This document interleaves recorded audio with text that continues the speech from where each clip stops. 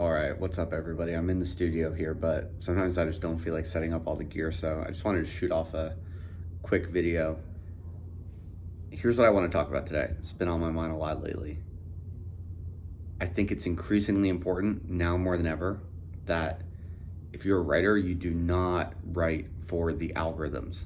And here's why. Well, there's many reasons why, but let's start with the big one, which is timely. AI is going to significantly decrease the payoffs to writing for the algorithms using your brain. Because basically everyone's going to start using AI to generate these like algorithmically optimized tweets. I personally think maybe it's quite possible that all normal Web 2.0 social media in the next year or two or some short amount of time is going to just completely fill up with AI generated content. And you're already seeing it, and we don't even have that much AI. It's not even that accessible to most people yet. Human beings have become AI, more or less.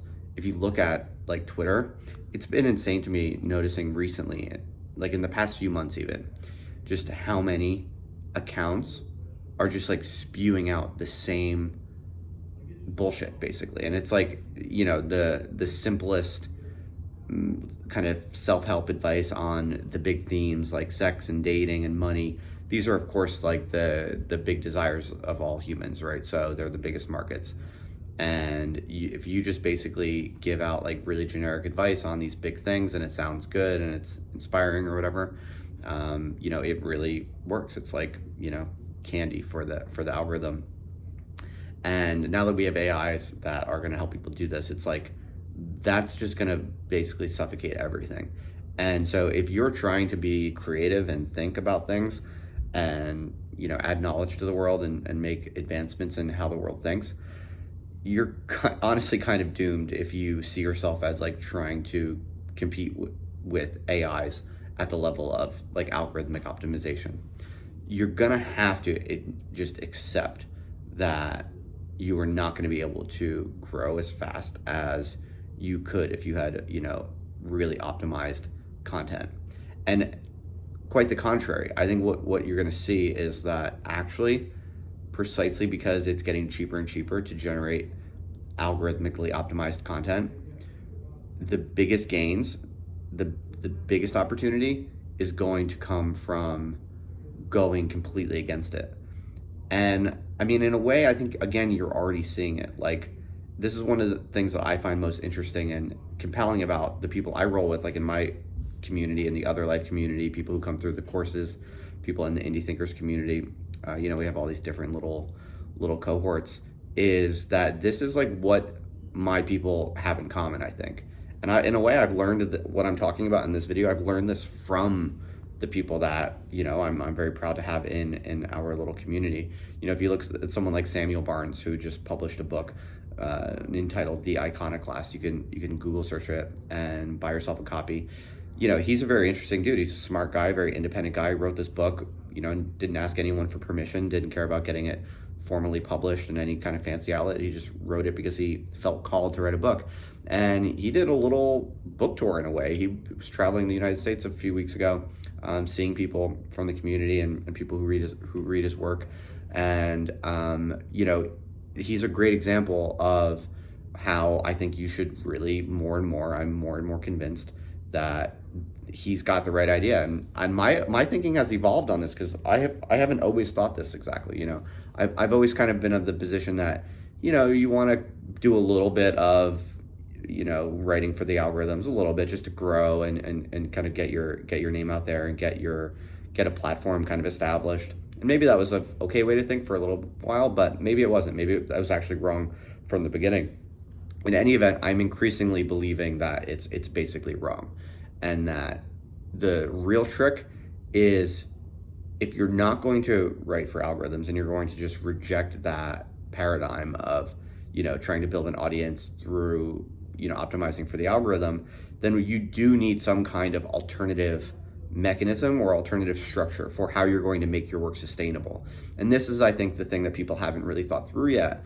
And this is where I like to think that actually, me and my people, my circles on the internet, we actually are collectively kind of figuring this out in a very compelling way, in my opinion, because what we're seeing is that if you just don't write for the algorithms whatsoever and you just don't care about how big your audience is, you just completely forget about that altogether, you can just start writing with and alongside and in communication with other people who are making that same decision.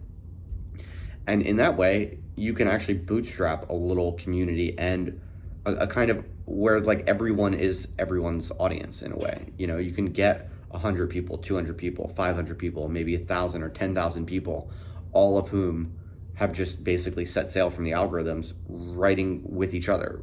Not collectively or collaboratively necessarily, in some cases that might be the case, but I'm saying, doing their own independent work and sharing it with the group, and everyone is reading and commenting and interacting with, the other people in it. To me, this is a viable alternative structure for making it sustainable, because, historically the real problem with rejecting public opinion and not, playing the games that society wants its writers to play, not submitting to that conformism, the problem typically is, well, what are you left with? You're just going to be writing to yourself in a room all alone or something like that, and that doesn't work. No one wants to do that for very long. It's not fun. It's not successful.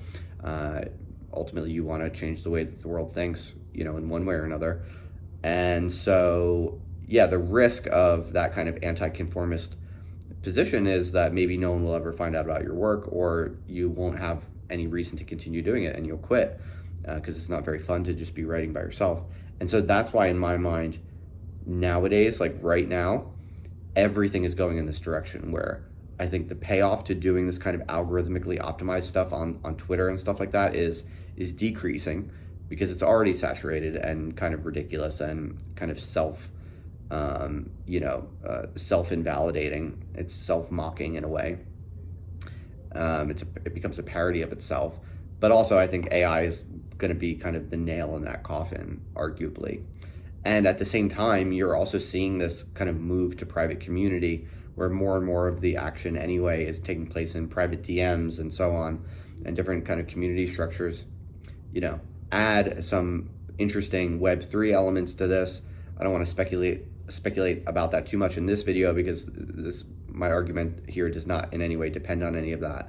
And maybe, it doesn't even need to be introduced to make the argument fully, but essentially, there are a few reasons to think that a few different vectors of experimentation in kind of Web3 technology would also be a major multiplier of the payoff to doing truly independent original work outside of the mainstream mass kind of algorithmic selection filters, right? So that's my position.